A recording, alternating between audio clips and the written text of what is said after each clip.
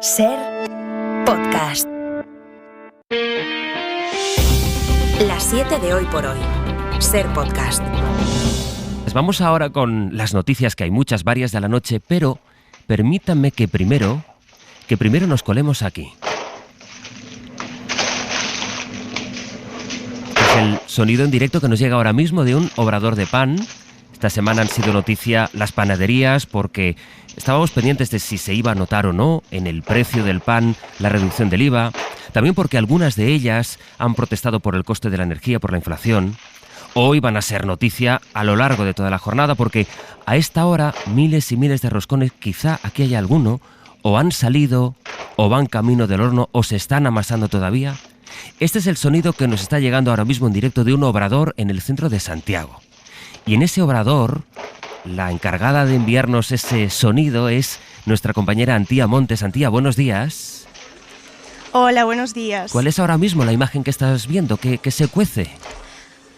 Ahora mismo se cuecen roscones, por supuesto, y además barras y el resto de la bollería. Y lo que estoy viendo es un equipo de 4 panaderos perfectamente sincronizados, haciendo roscones y repartiéndose el trabajo, moviéndose con muchísima agilidad. Y les hace falta porque solo hoy tienen pensado hacer sobre 1000 roscones. Ya han empezado ayer, que han hecho 300, y hoy van a hacer otros 1000. Mañana seguirán aún haciendo roscones. Eso sí, si nos queremos pasar a por ellos, debemos hacerlo rápido porque la mayoría están saliendo del horno ya con nombre y apellidos, están reservados. Tengo delante a la primera remesa y están comprobando ya la segunda, que está a puntito de salir. Los vemos dorados en el horno. Tenemos que hablar de los roscones, de los precios, de la inflación, en fin. Volvemos luego y a lo largo de la mañana nos vas contando qué tal. Hasta luego, Antía. Muy bien, hasta luego.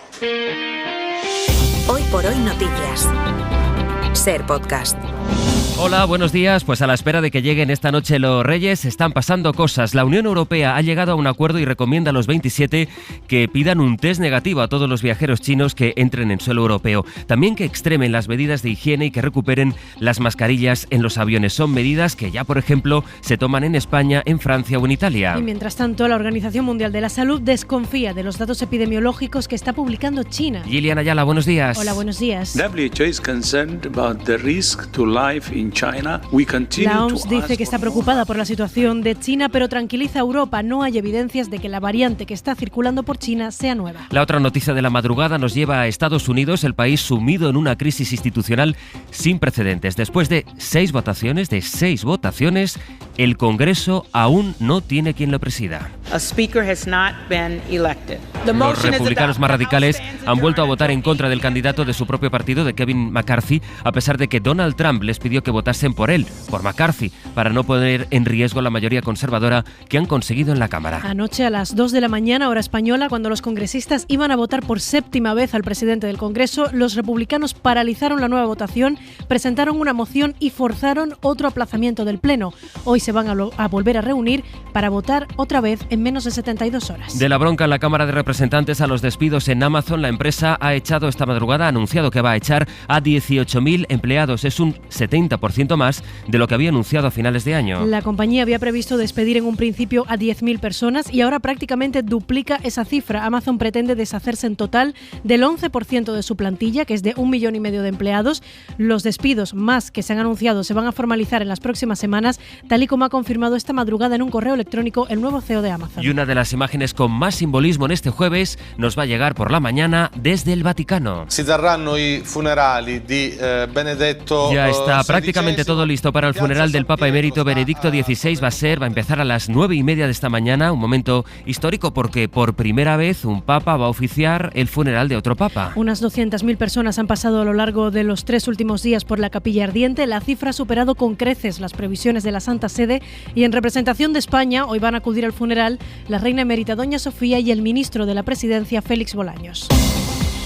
En España y de lo político, los partidos ya empiezan a perfilar sus estrategias para el año electoral que tenemos por delante. Elías Bendodo va a ser el coordinador de la campaña del PP para las municipales y las autonómicas, y el Partido Popular ha empezado el año como terminó 2022, criticando los nombres propuestos por el Gobierno para ser magistrados del Constitucional. Una crítica que los populares han llevado esta semana al Congreso con su proposición para evitar que los ministros puedan pasar tan pronto como Juan Carlos Campo del Consejo de Ministros a ser magistrados del Constitucional.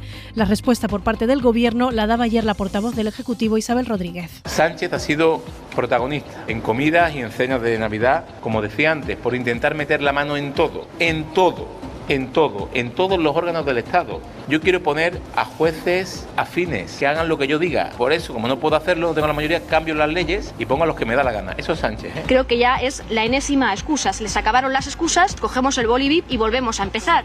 Pero el cumplimiento de la Constitución no se puede excusar y no se puede condicionar. Es jueves 5 de enero. La Organización Mundial de la Salud duda de la veracidad de los datos oficiales de contagios y de muertos que va publicando el gobierno chino. El organismo le ha pedido más transparencia a Pekín, sobre todo ahora que están trabajando juntos. Para el resto del mundo, la OMS ha lanzado un mensaje de tranquilidad. No hay ninguna variante del coronavirus nueva circulando ahora en China, pero sí hay que mirar con atención, según este organismo, los movimientos de viajeros, porque eso sí puede disparar los contagios. De momento, la OMS va a seguir trabajando con China para detectar nuevas variantes y para analizar la evolución de las que ya están circulando allí. Victoria García. El gobierno chino ya ha compartido con la OMS datos actualizados del COVID en el gigante asiático, pero Tedros Adhanom, director general del Organismo Internacional de la Salud, sigue preocupado. Seguimos preocupados por la situación en China, por cómo se está desarrollando y la explosión de nuevos casos. Y la Organización Mundial de la Salud no encuentra ninguna nueva variante significativa en los datos de secuenciación disponibles. María Van Kerkhove, científica a cargo del área de infecciones de la OMS, explicaba: ahora mismo hay una subvariante de Omicron, la BA.5.2, que es altamente infecciosa y que es la que está causando estragos en China y en algunas zonas de Estados Unidos.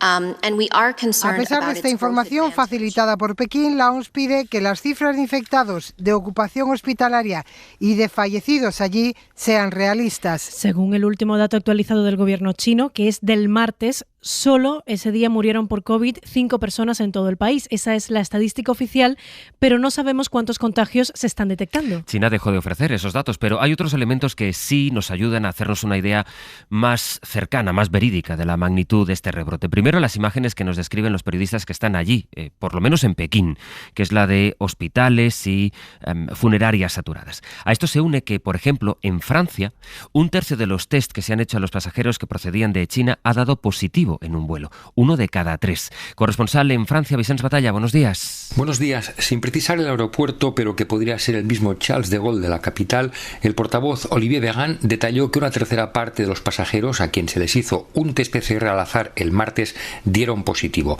Aunque estos pasajeros eran asintomáticos, para el portavoz y exministro de Sanidad francés, esto demuestra la necesidad de realizar estos tests a la llegada a los aeropuertos del país. A las personas que den positivo no se les impide la entrada en el territorio, pero deben aislarse unos días.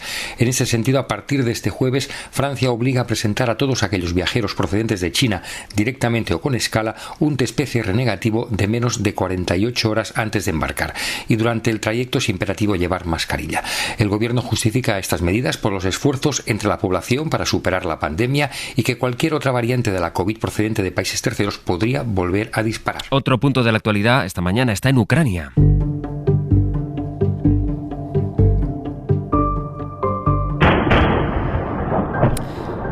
Así han pasado la noche en Melitopol, una de las ciudades ucranianas ocupadas por Rusia. Según el Kremlin, estos son ataques ucranianos, aunque todavía se desconoce el origen real que tienen los bombardeos. Los dos ejércitos llevan 24 horas intensas con mucho fuego cruzado, sobre todo en las inmediaciones de las zonas ocupadas por Rusia en el Donbass. Eso mientras Zelensky agradecía esta madrugada a Francia por el nuevo envío de armamento. Macron va a suministrar al ejército ucraniano con tanques blindados de fabricación francesa, convirtiéndose así en el primer aliado de la OTAN que decide donar este tipo de tanques a Ucrania.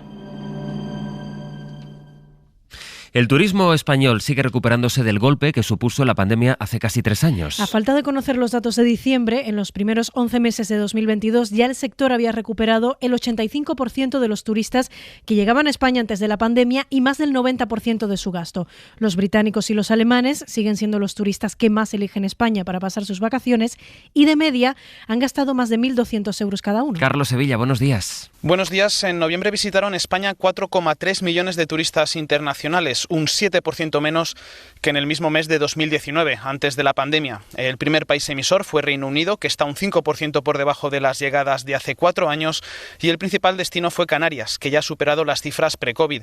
También están por encima de los niveles de entonces. El gasto total de estos turistas internacionales aumenta un 6% hasta rozar los 5.400 millones de euros, y también sube la estancia media hasta los 7 días y medio.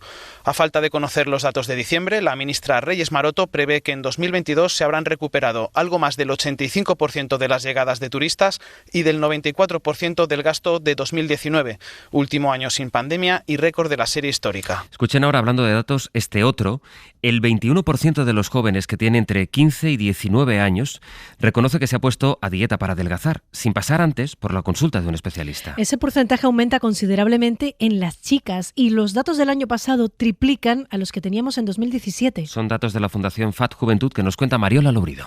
1 de cada 5 adolescentes hace dieta para adelgazar. En 2017 eran el 8%, en 2019 el 14% y tras la pandemia ya son el 21%, casi 3 veces más en 5 años. Yo empecé justo con la pandemia. Como tenía más tiempo, sí que empecé a hacer dieta y a preocuparme más por la comida. Tengo algunos casos de conocidas que sí que derivan problemas graves. Noto como que se está promoviendo mucho el estar en forma de esas cosas y yo creo que las redes sociales tienen mucha influencia. Y hay otro dato muy significativo. Por primera vez hay más chicos que chicas haciendo régimen. Ellos dicen que lo hacen por salud, ellas por estética. Son datos del barómetro de FAD Juventud y de la Fundación Mutua madrileña. Los expertos muestran su preocupación porque es en el tramo de 15 a 19 años donde más crecen las dietas para sentirse y verse con mejor imagen. Un nuevo estudio de The Lancet advierte de que los niños que viven en las grandes ciudades tienen más posibilidades de sufrir asma, especialmente aquellos que viven en áreas urbanas de bajos ingresos. Y la contaminación, especialmente la presencia de partículas de ozono, están detrás de al menos un 30% de todos los diagnósticos.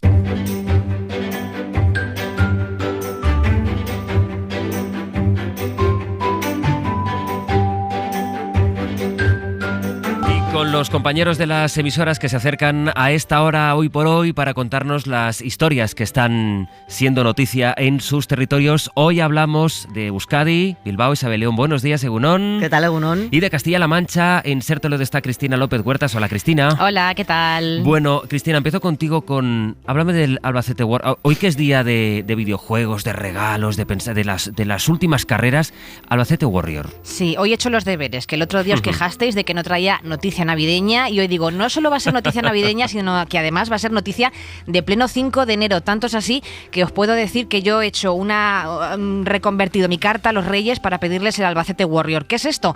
Bueno, pues es un nuevo videojuego que los Reyes Magos van a poder cargar ya esta noche en sus camellos. Es un videojuego satírico, es real, no es una inocentada. ¿Sí? Es un videojuego de combate, está inspirado, por ejemplo, en espacios tan conocidos en Albacete como el recinto ferial o el polígono de Campoyano, por ejemplo. Entonces el jugador controla a un personaje que es Benito Aguas. Es un ninja, es un poco borrachín, nos dicen los desarrolladores, que tiene que defender la ciudad de todos los maleantes. Y para ello cuenta con la ayuda de su arma principal, que es el Pepito Pollo. Es una loca aventura llena de peligros, que además tiene ese toque retro, no sé si recordáis, los que ya tenemos ya una edad, esas máquinas arcade de las máquinas de videojuegos. Exacto, pues incluso los más jóvenes nos acordamos de eso. Esos personajillos pixelados, ¿verdad?, que tienen ese encanto, ¿no? Bueno, pues lo ha creado un grupo de diseñadores que ya en su época de estudiantes de diseño fantasearon, bueno, pues con crear algo del estilo Mortadelo y Filemón, pero en el formato clásico de lucha y peleas, pues que siempre triunfa, ¿no?, en los videojuegos.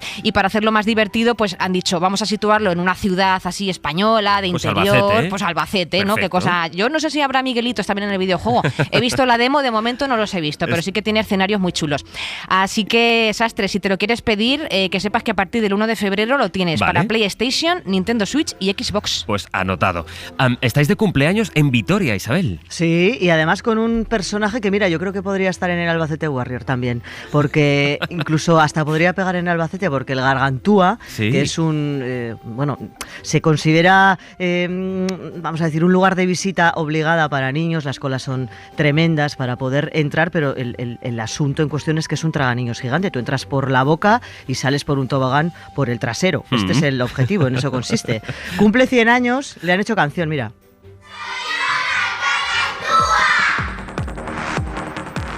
Le meten la base Sí. musical que no falle. Y ese Soriona Gargantúa, porque es, bueno, pues esos 100 años. Llegó a Vitoria en 1923, tirado por 2 bueyes. Hoy ya no sale con bueyes ni con cocineros para que te coman, pero como nos explicaba Joseba Perea, tiene una leyenda importante.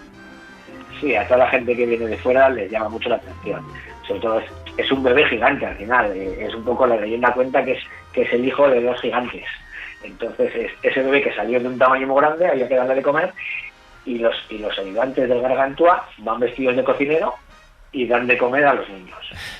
Bueno, y qué mejor que te coman y que vuelvas a salir, y puedas repetir y repetir y repetir. Claro, y luego son, en fin, fechas para pues todo este tipo de noticias, ¿no? Y acontecimientos más amables, pero tiene también una otra cara, una contraparte, Isabel, de la que me gustaría que habláramos también esta mañana. Sí, porque también efectivamente, es momento de detenerse en ello, y el programa de Cruz Roja Te Acompaña se fija especialmente en estas fechas, en estos meses previos, en la situación de soledad de muchísimas familias. Más de 3.000 personas con dificultades y en soledad aquí en apenas un par de meses. Es el caso, queríamos hoy trasladaros, de Brian o de Ainhoa. Él, recién llegado de Colombia, ella divorciada, sin apoyo familiar. Fui allá pues a pedir pues ayuda porque pues la verdad me sentía desesperado. Lamentablemente para uno como inmigrante y menos sin papeles y todo es complicado, ¿sabes? Entonces Cruz Roja me ayuda en papeleos, en ir al banco. Todas las semanas me llaman para ver si estoy bien. El acompañamiento en todas sus formas, que puede ser no solamente presencial, por teléfono, e incluso, nos decían, mediante redes sociales. Estos son también las Navidades. En fin, Cristina, Isabel, que se porten muy muy bien los Reyes con vosotras. Eso espero. Un beso. Un beso. Adiós.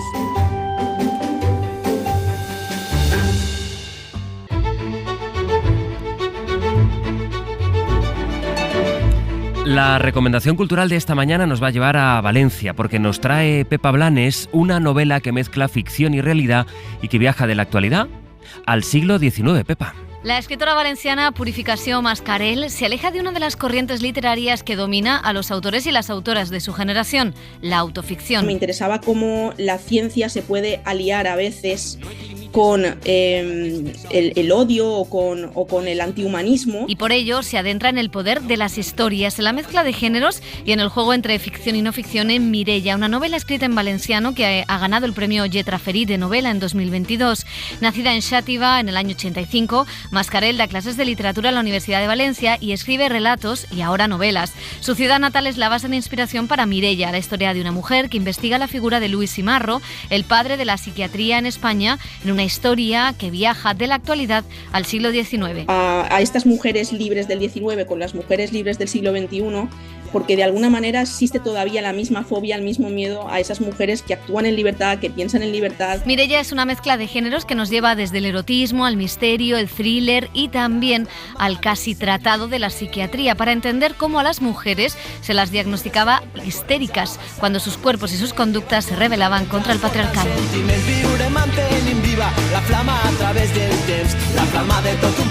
Para no perderte ningún episodio, síguenos en la aplicación o la web de la SER, Podium Podcast o tu plataforma de audio favorita. Cadena SER. La radio.